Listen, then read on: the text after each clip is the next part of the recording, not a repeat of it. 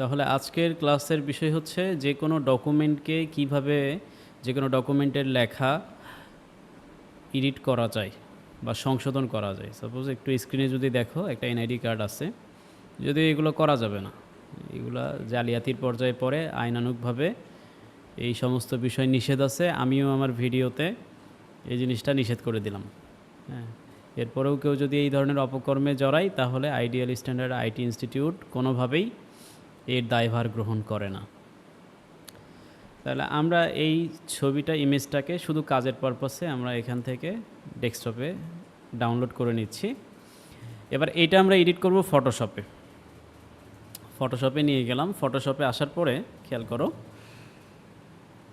আগের সময় যেটা হয়তো এই এনআইডি কার্ড জালিয়াতি করে গার্মেন্টসে চাকরি নিত। 18 বছর হয় নাই, একটা এনআইডি কার্ড বানায় নিয়ে গার্মেন্টসে চলে গেল, দেখার কেউ নেই। তারপরে মনে করো যে একটা তোমার এনআইডি কার্ড হয় নাই, তুমি এমনি গার্মেন্টসের গেটে গেছো, তোমাকে বলতেছে যে ভাই আগে বিয়ে করে আয়, তারপরে গার্মেন্টসে চাকরি করিস। তা অপমান অপমান লজ্জায় ও করছে কি 2 নাম্বার এনআইডি কার্ড নিয়ে যায় চাকরিটা করে ফেলতেছে। তো যেহেতু বাংলাদেশে শিশু শ্রম নিষিদ্ধ, শুধু বাংলাদেশ না, মোটামুটি সব দেশেই, তারপরেও শিশু শ্রম চলে। তো এই এনআইডি কার্ডে আগে পরিবর্তন করে খুব সহজেই চালিয়ে নেওয়া যেত, কিন্তু এখন জালিয়াতের সুযোগ নাই বললেই চলে। কারণ এখন আমরা যেখানে এনআইডি কার্ড দেই, তারা এই এনআইডি নাম্বার দিয়ে যাচাই করে আমরা অথেন্টিক পিপল কিনা, বাংলাদেশের নাগরিক কিনা। এজন্য এই জায়গাতে জালিয়াতি বা কোনো ধরনের পরিবর্ধন করার কোনো সুযোগ নাই। তাহলে আমরা এখানে মূলত মাশরাফি বিন মুর্তজা একটা নাম দেখতে পাচ্ছি, বা পিতামাতার নাম থাকে, বা ডেট অফ বার্থ থাকে। এইগুলো আমরা যদি চেঞ্জ করতে চাই কিভাবে করব? ফটোশপে কি এটা করা সম্ভব কি না? তোমাদের কি মনে হয়?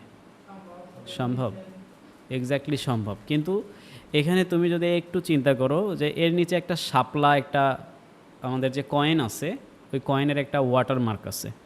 তাহলে আমি ধরো এই লেখাটাকে হয়তো মুছে ফেলবো এবং এটার উপর দিয়ে আরেকটা লেখা লিখতে পারবো, কোনো ব্যাপার না। জাস্ট ধরো এটা মোছার কীভাবে মোছা যায় বা ইরেজ করা যায়, এটার জন্য কয়েকটা উপায় আছে। আমরা চাইলে ব্রাশ টুল নিতে পারি, যেটা দিয়ে আমরা ওই যে আমাদের একটা রিটাচ নিয়ে ক্লাস ছিল, সেখানে ব্রাশ টুলের ব্যবহার ভালোভাবে আছে। তো মাশরাফি বিন মুর্তজা, এটাকে আমরা চাইলেই এই আমাদের যে ব্রাশ টুল আমরা নিলাম, এই ব্রাশ টুল দিয়ে ওয়াল্টার প্রেস করে আমরা এখান থেকে সাদা কালার বা এইখানকার যে কালারটা সেটা সিলেক্ট করলাম। করার পরে আমরা অপাসিটিটাকে 100% করে দিলাম, ফ্লোটাকে 100% করে দিলাম। এখন এটাকে যদি এইভাবে টানি তাহলে কি হবে? লেখা মিশে যাবে। কিন্তু সমস্যা কি? শাপলা মুছে যাচ্ছে। এটার উপরে যদি আমরা লিখি তাহলে এমনিতেই বুঝবে যে এটা ফেক নাকি। এটার জন্য একটু মাথা খাটাতে হবে, একটু আউটসোর্স করতে হবে, ব্রেন খাটাইতে হবে। আমি কোনোভাবে এখানে শাপলাকে রেখা শুধু টেক্সটকে আমি রিমুভ করতে পারবো না। উপায় আছে, শুধু টেক্সটকেও রিমুভ করার উপায় আছে, বাট তারপরেও শাপলার কিছু অংশ রিমুভ হয়ে যাবে। তো এটা পারফেক্টভাবে করতে গেলে আমাকে শাপলা ফুলকেও কেটে দিতে হবে। হ্যাঁ, মানে এই ওয়াটার মার্কও রাখা যাবে না। টোটালি আমি এই সব কেটে দিলাম, ডেট অফ বার্থ এইটাও কেটে দিলাম, এই পর্যন্ত যা আছে কোনো ওয়াটার মার্ক থাকবে না, এই জায়গাটাও কেটে দিলাম। ব্যাস, একবারে ব্ল্যাঙ্ক, ফাঁকা হয়ে গেল। এখন এখানে আমরা আমাদের নামধাম যা কিছু আছে সব লিখতে পারি।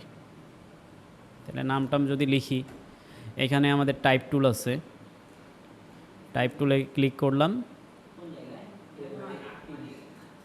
হ্যাঁ, একটু আটকাবে, টেনশন করো না, ভিডিও রেকর্ডটা দেখে নিও। আচ্ছা, একটু হয়তো ইন্টারনেট স্লো কাজ করে। তাহলে টাইপ টুল নিলাম, নেওয়ার পরে এখানে আমরা যদি ক্লিক করি আমাদের টেক্সটের যে ইয়েটা সেটা চলে আসবে। আর এখান থেকে আমরা বাংলা ফন্ট নিব, তাই না? তোমরা সামনে এখানে সেখানে বসো, আমার এখানে একজন বসো প্রয়োজনে, এখান থেকে আরও সুন্দর দেখা যাবে। আসো।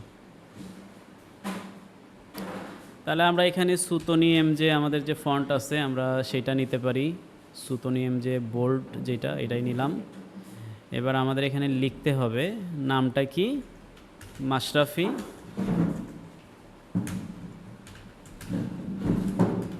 মাশরাফি বিন মর্তুজা নাকি?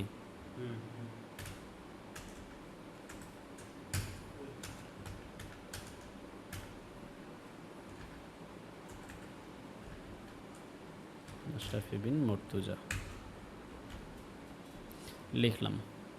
ঠিক আছে, এইটা মনে হচ্ছে একটু ইটালিক হয়ে আছে, কারণটা কি?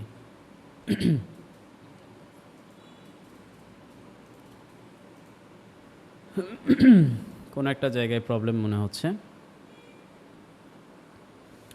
আচ্ছা এখানে, আচ্ছা ফটোশপটা আমাকে আবার রিইনস্টল করতে হবে, এখানে টেক্সটটার সমস্যা আছে। আচ্ছা আমরা এখানে একটা কাজ করি, আমরা এখান থেকে শুধুমাত্র আমাদের যতগুলো মুছে দেওয়ার যে জিনিসগুলো আছে, মানে ইরেজ করতে হবে যেগুলো, সেই জায়গাগুলো আমরা ইরেজ করে নিব এবং এখানে লেখালেখির কাজগুলো আমরা করব অ্যাডোবি ইলাস্ট্রেটরে। ঠিক আছে, দুইটা সফটওয়্যার ইউজ করব। লেখালেখি করতে গেলে তোমার ইলাস্ট্রেটর খুব ভালো রেজাল্ট দেয় এবং খুব সহজে করতে পারবে তোমরা। তাহলে ব্রাশ নিয়ে আমাদের এখানে যে ছবির যে জায়গাটা আছে এটাও আমাদের দরকার নাই, এখানে জাস্ট আমাদের ছবি থাকবে, তাই না? এখানে তো আর এইভাবে কোনো ইয়ে থাকে না, বর্ডার থাকে না। তাহলে আচ্ছা এখানে সাইডের ব্ল্যাক অংশও চলে যাচ্ছে।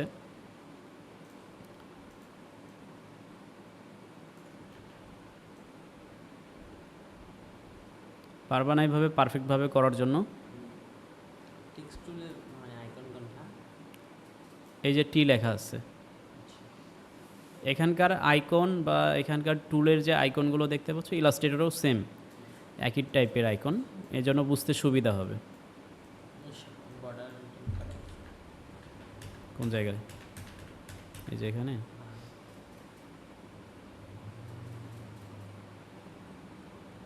আমরা এইভাবেও রিমুভ করতে পারি, আবার চাইলে আমাদের এখানে যে ক্রপ টুল আছে রিয়েক্টেঙ্গেল টুল, এটাকে আমরা যদি এইটুকু অংশ নিয়ে এটাকে কন্ট্রোল ওয়াল্টার দিয়ে কপি করে টেনে আমি ওই অংশটুকু যদি এইদিকে দিয়ে দিই তাহলেও কিন্তু এটা দেখা যাবে না।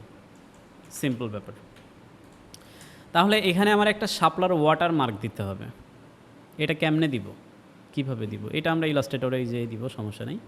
ফাইল থেকে এক্সপোর্ট থেকে আমি এটাকে কুইক এস পিএনজি হিসেবে একটা ফাইল করে নিচ্ছি, ডেস্কটপে সেভ করে নিই। ডেস্কটপে সেভ করলাম। এখন সেভ করা ফাইলটাকে যদি একটু চেক করি কি অবস্থা, কি একবারে ব্ল্যাঙ্ক, তাই না? একদম ব্ল্যাঙ্ক। এবার আমরা অ্যাডোবি ইলাস্ট্রেটর অন করি, ফটোশপটা কেটে দিই, যেহেতু ফটোশপটা আর এখন প্রয়োজন বোধ করতেছি না।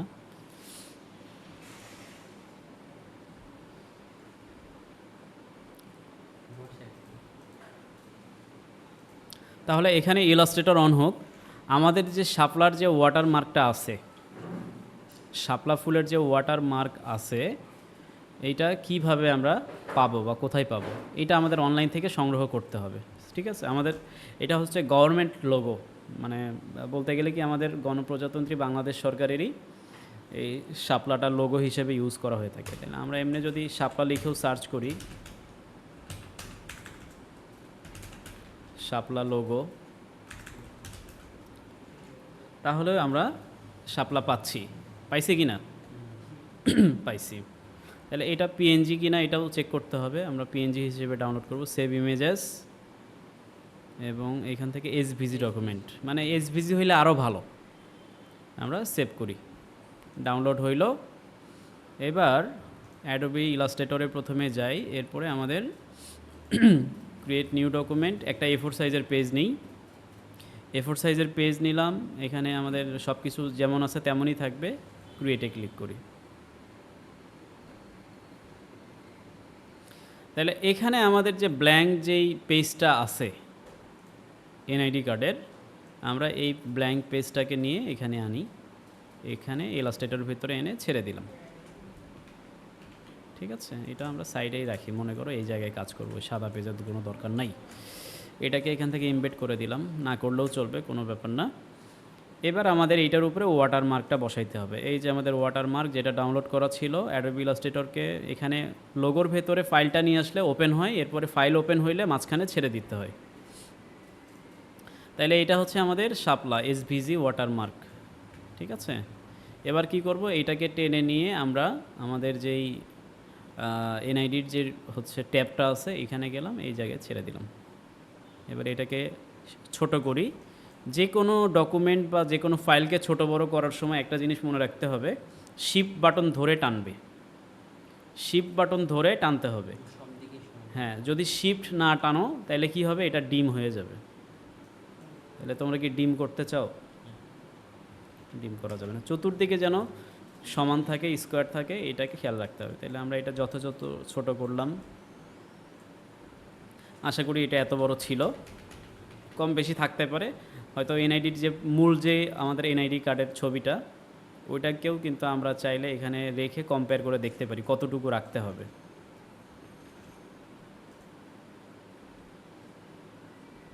ও, এটা রিপ্লেসই হয়ে গেছে।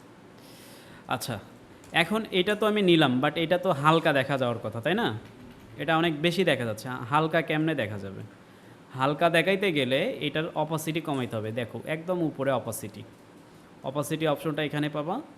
অপাসিটি 100% আছে, আমি যদি এখান থেকে 50% করে দেই, ইন্টার করে দিলাম, এখন কেমন দেখায়? হালকা। আরও যদি কম দেখা লাগে 20% করে দিই, আরও বেশি হালকা দেখা যাবে। হ্যাঁ, এটা ঠিক আছে? আচ্ছা, তাহলে আমরা এটাকে গ্রুপ করব। সবগুলোকে সিলেক্ট করলাম, ওই যে আমাদের ওয়ার্ডে যেভাবে গ্রুপ করতাম এইভাবে সবগুলোকে সিলেক্ট করব। এখানে আর শিফট ধরে একটা একটা করে সিলেক্ট করতে হবে না, একসাথে সব সিলেক্ট হইলো। কন্ট্রোল জি বাটন প্রেস করলে গ্রুপ হয়ে যায়। কি বাটন? কন্ট্রোল জি শর্টকাট। অথবা মাউসের রাইট বাটন ক্লিক করলেও এখানে গ্রুপ অপশন আসবে, ওখান থেকে গ্রুপ করা যাবে। তাহলে এখন আমাদের নামধাম ছবি দেওয়ার পালা। তাইলে আমরা একটা ছবি দিই।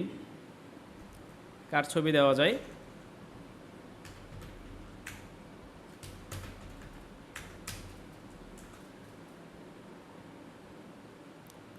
রাকিব লিখে সার্চ করলাম,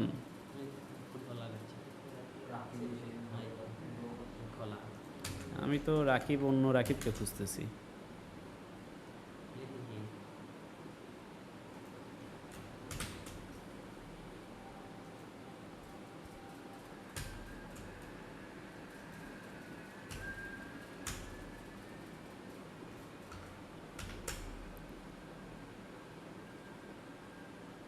আচ্ছা, পাচ্ছি না যেহেতু, সমস্যা নাই, এটাই নেই আপাতত। এই ছবিটাকে ধরো আমি কপি করলাম বা সেভ করলাম, যেভাবেই করি অনলাইন থেকে কপি করে আমি এখানে যদি কন্ট্রোল ভি পেস্ট করে দিই, এখন এই ছবিটা আমি এখানে পাচ্ছি। এখন এনআইডিতে কিন্তু এত সুন্দর ছবি হয় না, হয় নাকি? এমন এমন বিশ্রী ছবি হয় যে এনআইডি কার্ড যদি দেওয়া হয় বিয়ের সময় পাত্রীপক্ষকে, বিয়ে ক্যান্সেল হয়ে যাবে।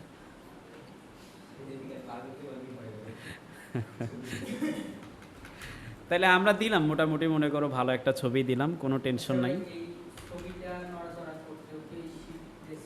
শিফট টিপ কিচ্ছু লাগবে না, আমাদের যে অ্যারো আছে দেখো, আপ ডাউন রাইট লেফট, হ্যাঁ, ছবিকে ক্লিক করে ধরে আমরা অ্যারো প্রেস করলে এগুলা উপর নিচে ডানে বামে যাবে। মানে ইলাস্ট্রেটরে তোমরা যখন কাজ করবা তোমরা পূর্ণাঙ্গ স্বাধীন। তোমাদের ওয়ার্ডে যে সীমাবদ্ধতা ছিল এখানে সেটা নাই, তুমি যে কোনো জিনিসকে টেনে যে কোনো জায়গায় নিতে পারতেছো, যে কোনো নামকে এডিট করতে পারবে, যে কোনো ছবিকে এডিট করতে পারবে, যে কোনো কিছু মুছে ফেলতে পারবে, তোমার ইচ্ছা মতো সাইজ দিতে পারবে, তোমার খুশি। এখানে তুমি সম্পূর্ণ স্বাধীন। তাইলে এখানে আমাদের ছবিও নিলাম, তাইলে একটা নাম দেই। নাম দেওয়ার জন্য কি করতে হবে, এখানে টাইপ টুল আছে আমাদের, ওই ফটোশপে যেভাবে টাইপ টুলটা দেখলাম, ইলাস্ট্রেটরও সেম একইভাবে টাইপ টুল আছে, সবগুলো টুল সেম। কোনো কিছুর নাম যদি নাই বুঝো তাহলে মাউসটা একটা টুলের উপরে রাখলে ওই টুলটার নামটা তোমরা দেখতে পারবা। দেখা যায় এই টুলের নাম টাইপ টুল। টাইপ টুলে ক্লিক করলাম, এখন আমি এখানে ক্লিক করলে আমার এখানে লেখার অপশন চলে আসবে।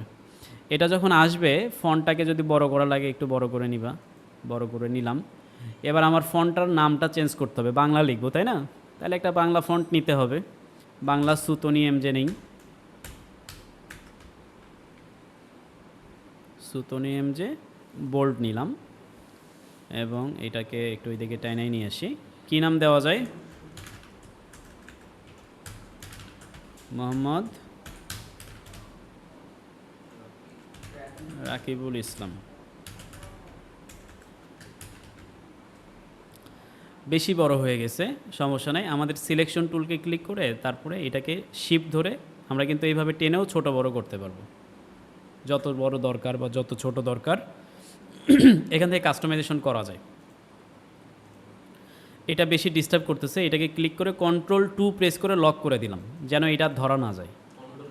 হ্যাঁ, Ctrl+2, তাহলে লক হয়ে যাবে। আবার আনলক করতে চাইলে এইটার উপরে মাউসের রাইট বাটন ক্লিক করলে আনলক অপশন আসবে, আনলক থেকে গ্রুপটাকে আনলক করে দিলে আবার আমরা এটাকে ধরে সরানোরা করতে পারবো। মনে থাকবে? তাহলে Ctrl+2 দিয়ে লক করে দিই। হ্যাঁ, পুরোটাই লক হয়ে গেছে। এটা তো গ্রুপ করা আছে, এটা আনগ্রুপ ছিল। আচ্ছা থাক। এবার রাকিবুল ইসলাম লিখলাম, লেখাটাকে আরেকটু ছোট করতে হবে, ছোট করলাম Ctrl+Alt ধরে, ঠিক আছে। ইংরেজিতেও দিতে হবে, এটাকে এখানে কপি করে রাখলাম, সেম এটাকেও এখানে রাখলাম কপি করে, বাবার নাম, আবার Ctrl+Alt ধরে ধরে এইভাবে সবগুলো রাকিবুল ইসলাম, ঠিক আছে। তাহলে নামটা ইংরেজিতে হবে, আমরা এখানে এই নামটা সিলেক্ট করে এখানে ফন্টটাকে আগে ইংরেজি করে দিই, ঠিক আছে। ফন্টটাকে আমরা যে কোনো একটা, ধরো একটা সুন্দর ফন্ট দিয়ে দিই, এটা দিয়ে দিই। বোল্ড আছে, এটাকে রেগুলার করি। আর ইংলিশটা আছে, ইংলিশ করে দিয়ে এখানে দিতে হবে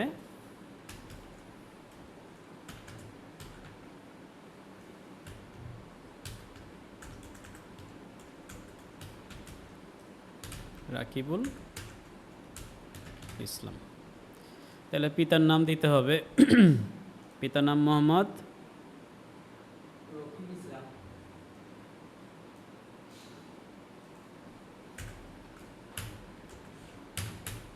সাকিবুল ইসলাম। মাতার নাম মুসাম্মদ সাদিয়া ইসলাম, ঠিক আছে। এখন কথা হচ্ছে এনআইডি কার্ডে সাধারণত আমাদের নামটা বোল্ড থাকে, বাকি নামগুলো রেগুলার ফন্ট থাকে, মানে চিকন থাকে। তাহলে এই কটা ফন্টকে ধরে আমরা এটা দেখি, এখান থেকে ফন্টের স্টাইলটা এইটা আর এইটা ধরি। প্রথমে বোল্ড আছে, বোল্ডটাকে আমরা রেগুলার করে দিই, তাহলে এটা চিকন হবে। লেখাগুলো আরেকটু ছোট হওয়া দরকার, আমরা এই লেখাটাকে এখান থেকে 50 করে দিই, 50 পয়েন্ট, ঠিক আছে। এইটাকেও 50 করে দিই, আরও কমালে আরও কমাইতে হবে। তাহলে আমাদের মোটামুটি লেখাও শেষ। এখানে ডেট অফ বার্থ আছে, এই ইংরেজিটাকেই কপি করে আমি এখানে আসলাম, এখানে পেস্ট করলাম। এখানে হচ্ছে ডেট অফ বার্থ,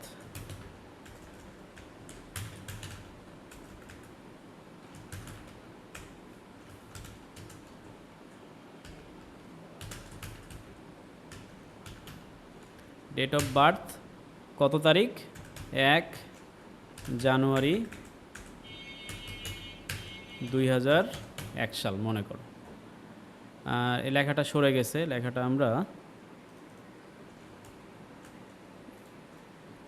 একটু জায়গা মতো ঠিকঠাক করে দিলাম। এখন দেখো এটা কিন্তু 100% ব্ল্যাক কালার আছে, বাট এই লেখাটা 100% কে ব্ল্যাক? হালকা। তাহলে আমরা এই কালারটাকে এই কালার নিয়ে আসবো। কেমনে নিয়ে আসবো? ধরো তুমি যে কোনো কালার কিন্তু সিলেক্ট করলেই এটার কালার চেঞ্জ হয়ে যেতে পারে আই ড্রপার টুলের মাধ্যমে। আমি প্রথমে এটাকে সিলেক্ট করে নিয়েছি সিলেকশন টুল দিয়ে।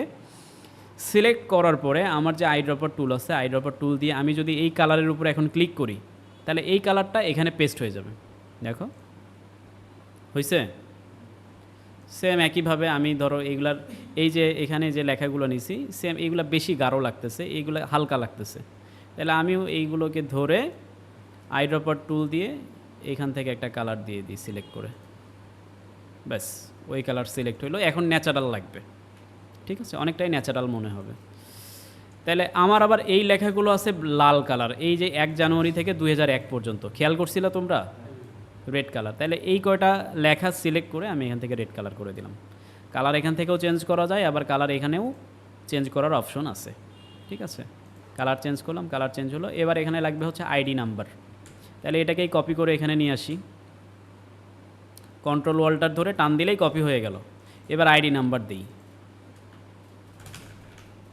এটা হচ্ছে আমাদের আইডি নাম্বার। আইডি নাম্বারও হচ্ছে লাল, এটাকেও আমরা এই কালারটা দিলাম, এবং এইটা হচ্ছে এই বরাবর থাকবে। তাহলে এনআইডি কার্ড হইল, 2 নাম্বারই ঠিকঠাক বুঝলা তো। এখন এখানে সিগনেচার দিতে হবে। এই ব্যক্তির নাম হচ্ছে রাকিবুল ইসলাম। সিগনেচার এখানে আমাদের যে কাজটা করি আমরা সাধারণত তার সিগনেচারটা নিই সাদা পাতায়, সাদা পাতায় লিখে নেওয়ার পরে ওইটার ছবি তুলি বা স্ক্যান করি, করে ওইটাকে ফটোশপে নিয়ে গিয়ে একটু কালার টালার বাড়ায় দেই, তারপরে একটু কাটাকুটা করে তারপরে নিই। তো এখন সিগনেচার করাটাও খুবই সহজ, অনলাইনে সিগনেচার বানানো যায়। সিগনেচার মেকার লিখে সার্চ করবা, সিগনেচার মেকার বা সিগনেচার জেনারেটর লিখে সার্চ করলে অনেক ওয়েবসাইট আসবে। এখানে দেখো প্রথমে যেটা আসছে সিগনেচারলি, এখানে আসি।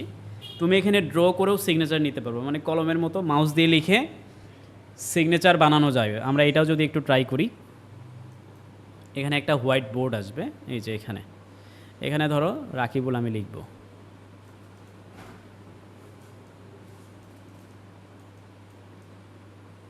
ব্যাস, এটা আমার সিগনেচার হইতে পারে।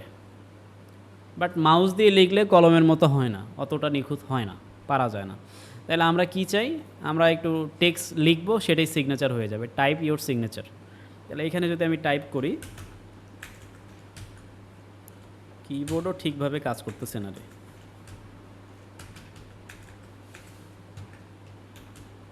রাকিবুল। এবার এখানে অনেক স্টাইল দেখতে পারবো, যেটা ভালো লাগে। ধরো এটা হাতে লেখার মতো লাগতেছে, ডাউনলোড সিগনেচারে ক্লিক করলাম, এখান থেকে ডাউনলোড সিগনেচার ডাউনলোড হইল। ব্যাস, তোমাকে আর কিছু করতে হচ্ছে না। এই সিগনেচারটা পিএনজি হয়ে ডাউনলোড হয়েছে, এটাকে ক্লিক করে ধরে টেনে নিয়ে তুমি ইলাস্ট্রেটরে নিয়ে আসবে। এটাকে এখন শিফট ধরে ছোট করে, যতটুকু ছোট করা দরকার করে নিয়ে এখানে বসাই দিলা, ইমবেড করে দাও, কাজ শেষ হয়েছে। এবার কম্পিউটার দোকান থেকে এটাকে প্রিন্ট করে নিয়ে চালায়। তাহলে বোঝা গেছে তো, পারবা তো।